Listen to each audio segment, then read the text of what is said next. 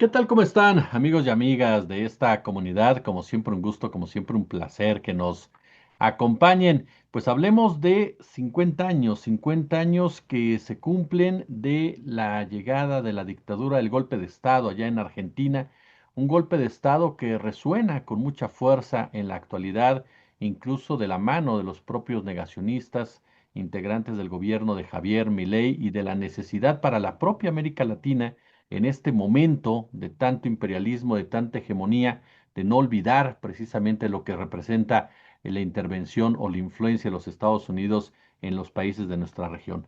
Mi querido Fede Bonazo, te saludo con muchísimo gusto, como siempre, te agradezco que estés con nosotros en esta charla para hablar de este y otros temas. ¿Cómo estás? Bien, querido amigo, te agradezco yo en realidad que le des espacio a un tema que parece del pasado, pero tiene mucho que ver con el presente. Oye, por ahí comenzaría, querido, ¿qué tan presente está y qué tan importante es en el presente no olvidar precisamente todo lo que se ha vivido en esta región del continente, particularmente en el caso de Argentina y el golpe de Estado? Yo creo que la memoria tiene una función social. La memoria no solo es un asunto de la nostalgia, sino que es un asunto del presente y del futuro. Y por algo la quieren destruir por su carácter rebelde. La memoria como ejercicio colectivo tiene un carácter rebelde. eh, que los perpetradores de crímenes sociales, como han sido los dictadores militares en el Cono Sur, hablamos concretamente de la Argentina, porque mañana, 24 de marzo, se cumple el 50 aniversario del funesto golpe cívico-militar en aquel país. Pero lo que pretenden estos perpetradores de crímenes sociales, de crímenes de lesa humanidad, es atacar la memoria. Y ahí surge el negacionismo que puede cundir, casi como cunden a veces los mecanismos de toda secta, ¿no? Por contagio inmediato, pero que tiene una estrategia. El estratega, el ideólogo del negacionismo, en la Argentina, Milei es uno de ellos, y acompañado de Agustín Laje, y acompañado de tantos pensadores, entre comillas, de la derecha, la razón principal de esta estrategia es borrar los crímenes que esa misma ultraderecha que hoy defienden y que han reinstalado en el poder político cometió en el pasado.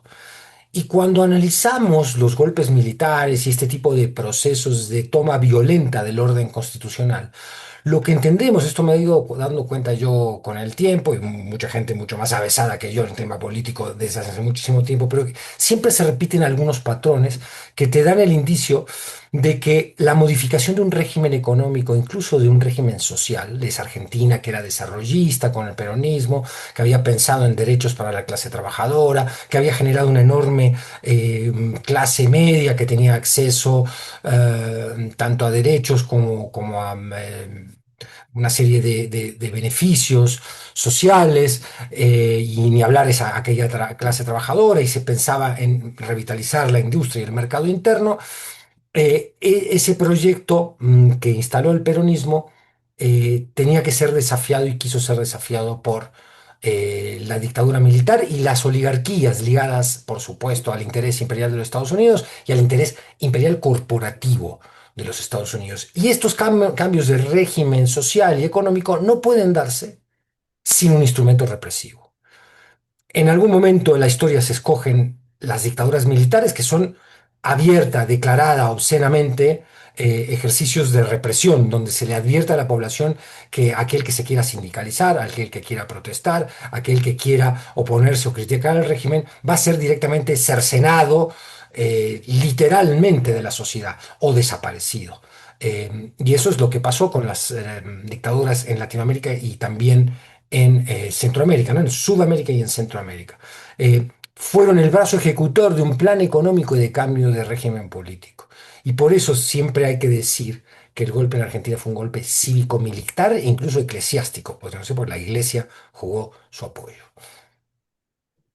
Oye, en ese punto, como bien señalas, la iglesia, el poder económico, todos jugando de una forma u otra para crear, para estructurar todo lo que son estos golpes académicos, estos golpes militares.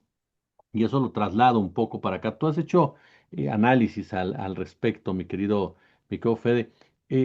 Esta idea de borrar, ¿no? De lavarle la cara precisamente a los responsables, va de la mano de estos que lo hacen son los herederos, precisamente podríamos considerarlos así, de los que los promovieron en un principio y que ahora de una forma u otra intentan volver a ubicar esta mentalidad, este conservadurismo, como una forma incluso positiva para los países. En el caso, por ejemplo, Argentina me ha llamado la atención que estuve escuchando diversas declaraciones de gente joven, ¿no? Jovencitos, 15, 16, 17 años, no más, que comienzan a hablar del golpe como una especie de hasta de hecho positivo, que evitó que cayeran en las manos, ¿no? Del satanizado comunismo o de otro tipo de ideas que iban a atentar precisamente contra la estabilidad de su país. ¿Qué punto, por ejemplo, ves de coincidencia o de continuidad o de concordancia o de revalidación de los que ahora están promoviendo todo esto a través de diferentes medios y lo que existía antes? En términos económicos, absoluto. Es un proyecto incluso más agresivo en términos económicos de lo que fue la puesta en escena del plan de Martínez de Oz, que era el secretario de Economía de la dictadura militar. Aquí hay una agresión incluso más directa a la clase trabajadora de la que vimos en aquella época. En aquella época iba acompañada de una represión abierta, ojo que también ya la hay en la Argentina de Milei, no hay que recordar, no hay que olvidar que todos los miércoles los jubilados y jubiladas que han recibido un recorte oprobioso a sus prestaciones de retiro y a sus pensiones salen a manifestarse y son reprimidos. Y se puede hablar de presos políticos en la Argentina de Milei, se puede hablar de periodistas perseguidos o denunciados o demandados por el presidente. Es decir, hay un creciente clima represivo. En ese sentido, todavía no se parece, no podemos decirlo porque sería una barbaridad, no estamos en una situación como la de que empezaba en marzo del 76 e incluso algunos días antes en aquella Argentina pregolpe. En sentido de represión política, pero en sentido de plan económico, bueno, un recrudecimiento brutal de la transferencia de capital de las clases medias y trabajadoras hacia las élites, siempre privilegiadas y beneficiadas de la condonación de impuestos o de que le quiten, por ejemplo, carga fiscal al consumo de lujo, mientras le quitan medicamentos o ayuda medicamentos a la población en general, especialmente al sector de los jubilados y ni hablar el recorte también que ha habido del apoyo estatal a discapacitados y algunos otros planes sociales que había instalado el kirchnerismo. No la asignación universal por hijo, que es un plan que Milei no ha tocado porque sabe que si lo toca le estalla el país. Pero claramente es una continuidad total de este programa de desindustrialización, sobre todo la industria nacional vinculada al consumo interno, a la exportación del gran ganador de estas medidas que siempre es el agro, ¿no? Este agro superpotente argentino que exporta commodities con muy poco valor agregado o si hay valor agregado absolutamente relacionado a los productos agrícolas, ¿no? Entonces hay sectores que siempre ganan aquí en este tipo de medidas pero a costa de la pérdida de industria nacional y lo estamos viendo en la cantidad de despidos de pymes que han perdido, más de 20.000 pymes han caído con el gobierno de Milei. Y el proceso de endeudamiento, ¿no? Que ya empezó con la dictadura. Hay que pensar que cuando la dictadura, cuando da el golpe militar, Videla y compañía, la deuda externa de la Argentina es de unos 5.000 millones de dólares. Al terminar ya está en 25.000, ¿no? Entonces, el proceso que va del 76 al 83 la deuda crece 5 veces en la Argentina, la deuda externa. Y después lo que va a pasar con Menem, y después lo que va a pasar con Macri, y después lo que va a pasar con Milei.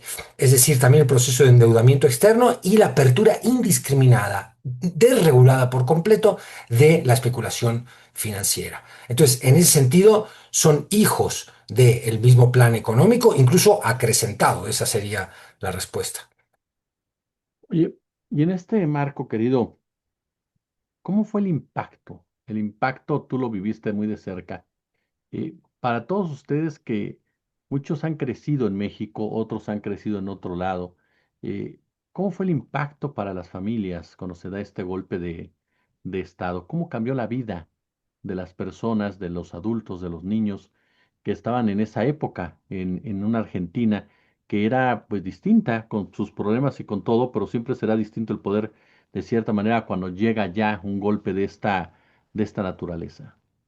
Sí, es una pregunta que me remite a emociones muy profundas, guardadas o conversadas, muchas de ellas durante muchísimo tiempo, porque en el caso de mi familia, mi padre era un periodista muy reconocido que dirigía el diario Noticias y que ya muy cercano al golpe se había formado parte de una organización de resistencia armada a la dictadura y a la ultraderecha argentina, que había comenzado sus crímenes antes del golpe con la Alianza Anticomunista Argentina, dirigida por López Rega, que era el brazo derecho de ese Perón viejo que regresa a la Argentina y deja a su mujer al morir en la presidencia, a Isabel Martínez de Perón.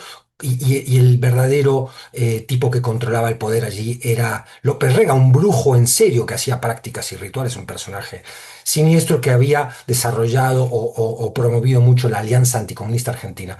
Para tantos de nosotros que éramos hijos de la militancia, incluso armada, contra la derecha argentina, el golpe empezó muchísimo antes que en marzo del 76 y habíamos pasado ya a la clandestinidad. Vivir en clandestinidad en una ciudad acechada como era ese Buenos Aires oscuro y terrible y ominoso del 75 y del 76, pues implicó que, pues, una serie de cambios de mente. Tuvimos que adaptarnos con mi hermana, cambiar de apellido, e incluso nos entrenaban nuestros padres para ver cómo eran los techos del vecindario. Vivíamos nosotros en un departamento de planta baja para una posible huida, ¿no?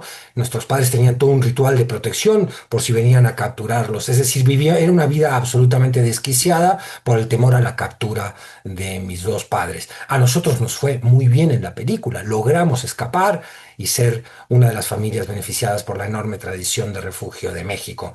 Muchos otros niños como yo y niñas no vivieron esa suerte. Y ahí está, y habría que destacar, uno de los crímenes más perversos, si no el más perverso de la dictadura militar argentina, que es la apropiación de bebés. Es decir, agarraban a mujeres opositoras embarazadas, las secuestraban. Y cuando hablamos de oposición en la Argentina, no solo hay que remitirse, porque esa es una de las teorías que manejan estos tipos, a una resistencia armada. Se desaparecieron estudiantes, maestros, sindicalistas. La clase obrera tiene una enorme cantidad de personas desaparecidas, líderes obreros. Es decir, la dictadura militar arrasó con todo lo que podía hacer el espectro de oposición. No solamente el más radicalizado que había escogido las armas. Esto es muy importante siempre decirlo. Y agarraban a estas opositoras, muchas de ellas estaban embarazadas, las hacían tener a su bebé, a su hija o hijo, las asesinaban y daban en adopción. Incluso a veces hay casos, tantos, y es la expresión más dramática de esta circunstancia, de que el propio asesino del padre biológico de estas criaturas se quedaba y adoptaba a los niños y niñas de esos militantes secuestrados y asesinados, que muchos de ellos y ellas han hecho todo un proceso, gracias a la enorme tarea de abuelas de Plaza de Mayo, de hacerse la prueba de ADN y descubrir que no son hijos de esos apropiadores, sino que son hijos de dos o ¿no? Una mamá, un papá o ambos padres, en muchos casos militantes que luchaban por una Argentina más justa y un mundo mejor. Y es el shock de reconocer su nueva identidad es realmente uno de los dramas vivientes, pero también una de las celebraciones de la lucha, de la resistencia contra lo que fueron los crímenes de aquel golpe militar, que siguen vigentes. Esto es muy importante señalarlo. Sigue habiendo desaparecidos cuyo paradero se desconoce y sigue habiendo bebés que hoy son adultos, por supuesto, expropiados en aquel momento por las fuerzas represivas. Oye, querido, no puedo dejar pasar la oportunidad de preguntarte sobre un tema que hemos visto, que hemos hablado en narrativas. El tema Cuba, hoy la presidenta de la República, Claudia Sheinbaum, hace referencia precisamente a ello. Muchas gracias.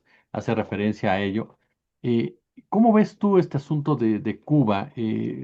Rusia y China mandan cargueros, Estados Unidos dice no pueden pasar, todavía no hay un choque como tal.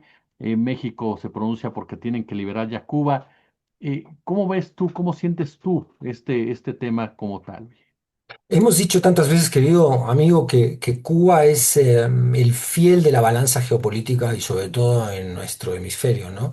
En la medida en que nuestros países se coordinen, los países de Latinoamérica, sobre todo los que tienen gobiernos progresistas, se coordinen en la solidaridad Cuba, que irremediablemente implica una confrontación con este gobierno de Trump, en la medida en que eso suceda, también estaremos protegiendo nuestras propias soberanías. En Cuba y en Venezuela se ha medido hoy la capacidad de esta nueva faceta imperial para intervenir en nuestro continente, ¿no? De manera directa militar, como fue el secuestro de Nicolás Maduro, el presidente venezolano, y las muertes que acarreó, porque no es que fue un secuestro limpio, hubo muchísimas muertes en la Caracas de aquel 3 de enero, que parece ya que sucedió hace mucho, y no es así. En ese sentido, cuando vemos que la presidenta tiene un discurso firme, cuando envía el gobierno mexicano ayuda humanitaria a una Cuba asediada, bloqueada, a la que no le han permitido nunca desarrollar su propio modelo y su propia propuesta de sociedad, porque ha sido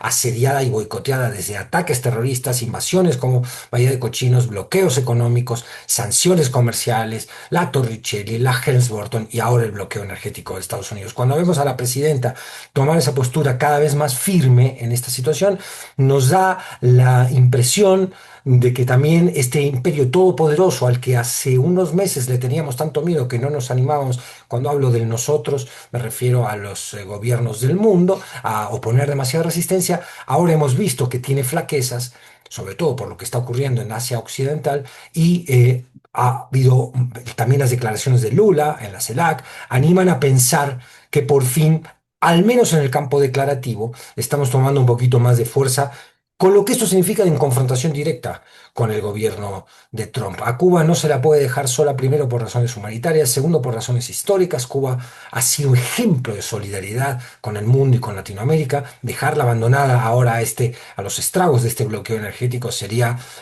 bueno, una señal nefasta de nuestros tiempos. Y en ese sentido, las declaraciones de Claudio Sheinbaum son muy positivas, me parece, ¿no? El tema está con el petróleo, ¿no? ¿En qué momento nuestros países o la ayuda rusa va a poder romper ese bloqueo? Vamos a ver si eso sucede y vamos a ver si sucede y no genera algún incidente de orden internacional en las aguas aledañas a la isla. Estamos, por supuesto, todos los días con esa expectativa en la cabeza. Y qué fue de Bonazo, yo como siempre te agradezco mucho estos minutos para la comunidad, oye. Nada que agradecer, al contrario, Jesús, gracias por haberme permitido recordar un poquito de aquellos años oscuros de mi infancia y hablar de algo que sucedió en 1976, pero como conversamos hoy, tiene mucho que ver con la Latinoamérica de hoy.